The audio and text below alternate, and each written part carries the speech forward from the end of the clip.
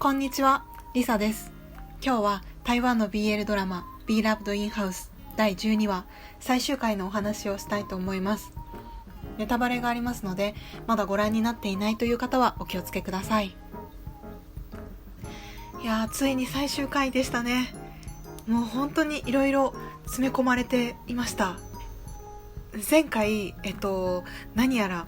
ユージェンを差し置いて急接近しているシーレイとズートンさんだったんですが、確かに2人で飲みに行ったりしてはいたけど、そんなにユージェンが心配するような関係になっていないよなとかって思っていたんですよ。でもユージェンはそんなに心配なのかと思っていたら、なんと今回ね、ユージェンの心配通りになるんですよね。ズートンさんはユージェンに向かって、シーレイは昔の君に似ているって言ってみたり、シーレイの方はズートンさんのことをストーンっていうあだ名で呼んだりして、いや、なんか本当にね、2人がかなり仲良くなってるんですよね。それで、2人でデートに行くということを知ったユージェンが、めちゃくちゃ慌てるわけですよ。その慌てっぷりもね、すごい可愛かったんですけど、とにかくその2人のデートをね、阻止しようとしたり、その流れでうっかりシーレイに告白しようとしてしまったりね。だけどそのね、自分の作ったシングル規約に縛られているユージェンなので、ダメだっていうことで結局言えなかったんですけど、でも心の中はもうね、もうざわざわどころではなくて、もう気になって仕方がなくて、ズートンさんとシーレイの2人のちょっとハレンチな夢を見てしまったりして、ユージェンのイメージがね、最初に出てきた頃のもう完全無欠の鉄の男みたいな感じだったのがだいぶ変わっちゃいましたよね。全然いいんですけど、そしてズートンさんがね、本当に体を張ってるんですよね。体張りすぎなんですよ。シーレイとユージェンの夢とかね、幻覚とはいえ露出度が一番高いですよね、彼で。毎回その夢とかの中でね、際どいシーンばっかりで、本当にね、彼にはね、特別手当を支払ってあげてほしいですよ。こう夢への出演料っていうことでね。だってやっぱり彼ってめちゃくちゃいい人だから夢にも出てきちゃうのかなとか、その謎のつながりを考えてしまうんですが、それは置いといて、結局シーレイとズートンさんのデートはそのユージェンのことをね、焚きつけて、彼の気持ちを白状させてやろうという、そういうシーレイとズートンさん、ついでに、店長のガンさんの作戦だったわけですよね。で、私ここで気になるのは、ズートンさんは確かに癖は強いけど、ユージェンとシーレイに対しては結局すごくいい人っていうことでいいんですかね。あれですよ、その昔ね、ユージェンのことを置いて出て行ってしまったっていうのは置いておいてね、あれは結構ひどいエピソードだと思うんですよ、やっぱり。ただその今回仕事を理由に戻ってきたのは、ユージェンの現状をちょっとこう確かめに来たっていうことなのかなと思うんですけど、そうですよね、多分。で、一番最初に待ち続ける愛っていうテーマで作品をオーダーしているじゃないですか。あれも仕事であると同時に、そのテーマ自体は、ユージェンの様子を伺うことの一環だったプラス、今回ちょっとラストの方で明らかになった自分の多分本命の恋人への何かだと思うんですけど、でもその作品をオーダーすることによってユージェンが自分に未練を持っているかどうかっていうことを見極めるためだったっていうことですよね。で、出来上がってきたその作品を見て、これはなかなかいい出来栄えになっているし、せっかくだったらやっぱり本人にも直接会って確かめてみるかっていうことで姿を現したということだったんですかね。ね、その最終回ラストでどうやらやっぱりズートンさんにはすでに別の相手がいるっぽいじゃないですか。だからもともと彼はユージェンとよりを戻す気は実は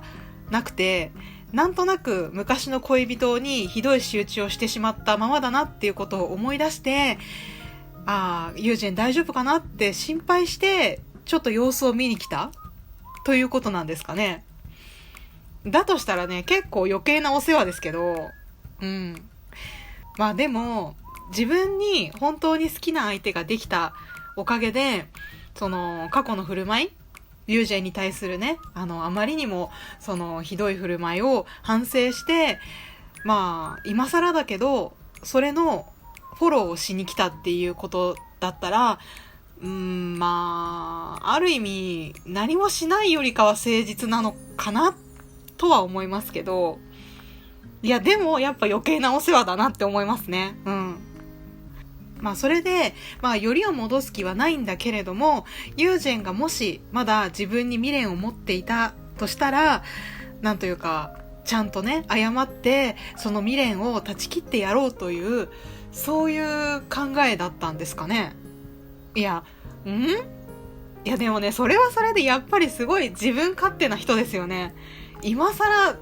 出てきてね、どの面下げて謝るんだって感じもするじゃないですか。いや謝りたいんだったらもっと前に謝るタイミングあったよねっていう感じがするんですけど、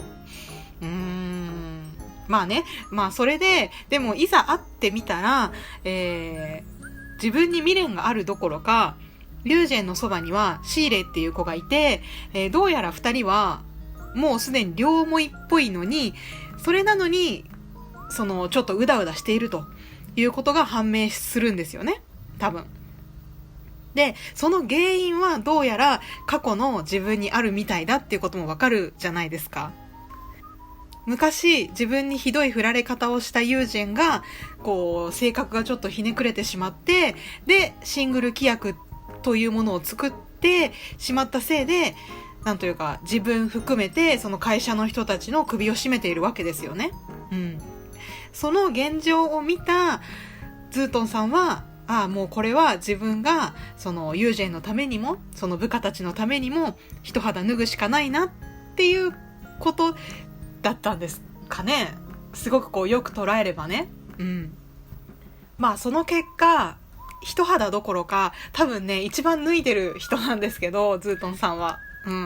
まあそういうことなのかな。まあわかんないですけどね。まあそうだとしたら、まあちょっとどうなのよっていう部分は多分にあるとしても、まあズートンさんもまあ悪い人ではないよねっていう感じですね。とりあえずユージェンとシーレンの関係はこのズートンさんがいなかったらこんな風には進展していなかったわけで、まあ結果的にはね、まあ、ズートンさんのおかげでもあるのかなっていう気がしますね。で、ガンさんの方もね、今回はかなり露骨にいろいろやってましたね。よくあれだけやってバレないなって思ったんですけど、まあそれだけユージェンがあの時はシーレのことに必死だったということですかね。そのね、もう必死で二人のことを探す姿がね、めちゃくちゃ可愛かったし、シングル規約を破るところ、あのシーンがめちゃくちゃ良かったですね。すごく必死で。やっぱユージェンって最初すごい余裕を持って出てきたキャラクターなので、それがあそこまで追い詰められて必死な行動をしているっていうのがすごいいいなって思いました。そうそう。で、今回のスペシャルゲスト、びっくりしましたね。ヒストリー3のナイティエンのウェインソンくん。いや、びっくりしました。なんか、私、ちゃんとヒストリー3を見ててよかったなと思いましたよ。で、てっきりその、ヒストリーシリーズのつながりなのかと思ったら、ユージェン役のアーロンさんと、このウェインソンくんは、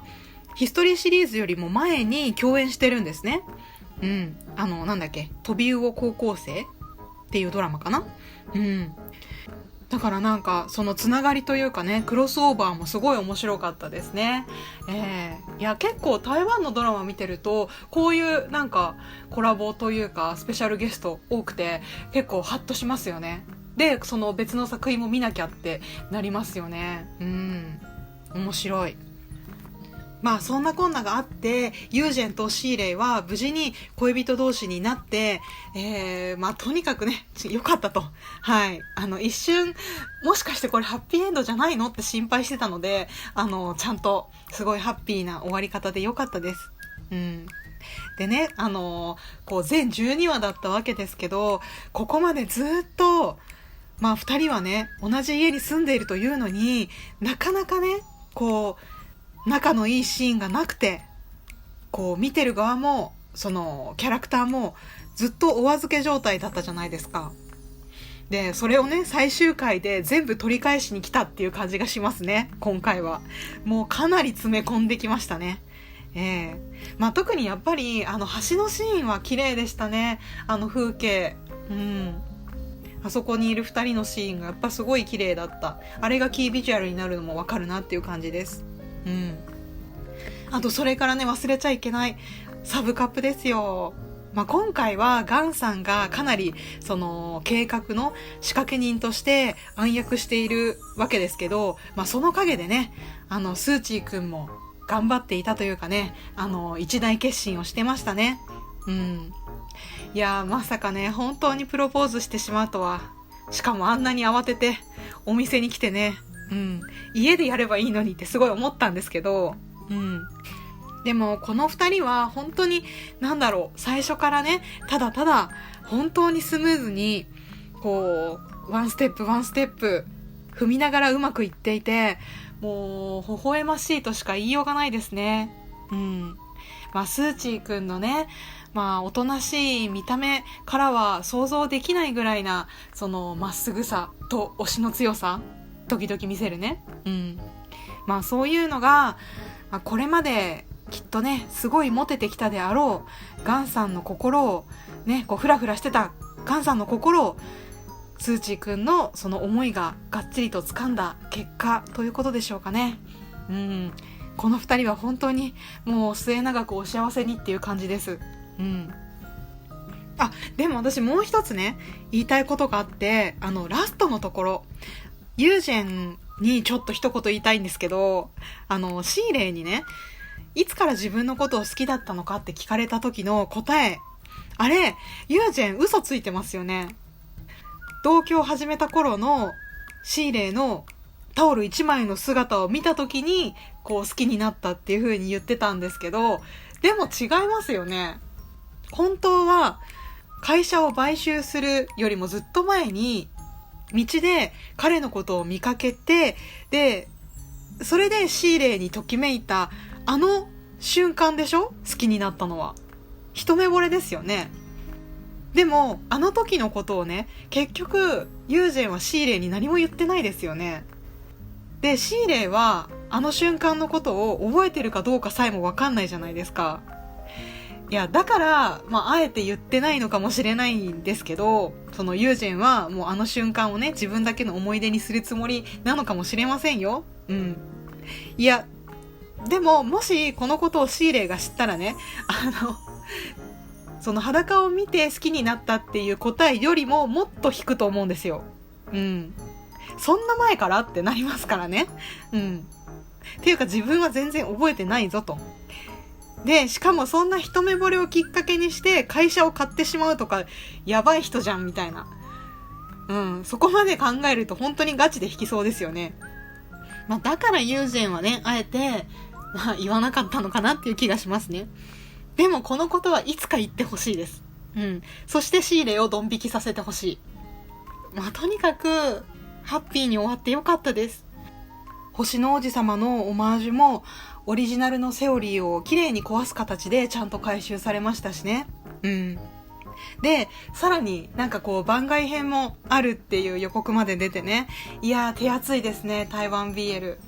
すごい楽しみです。さっき言ったそのユージェンの一目惚れについてもね、そこでちょっと触れてほしい気がするんですけど、どうでしょうか。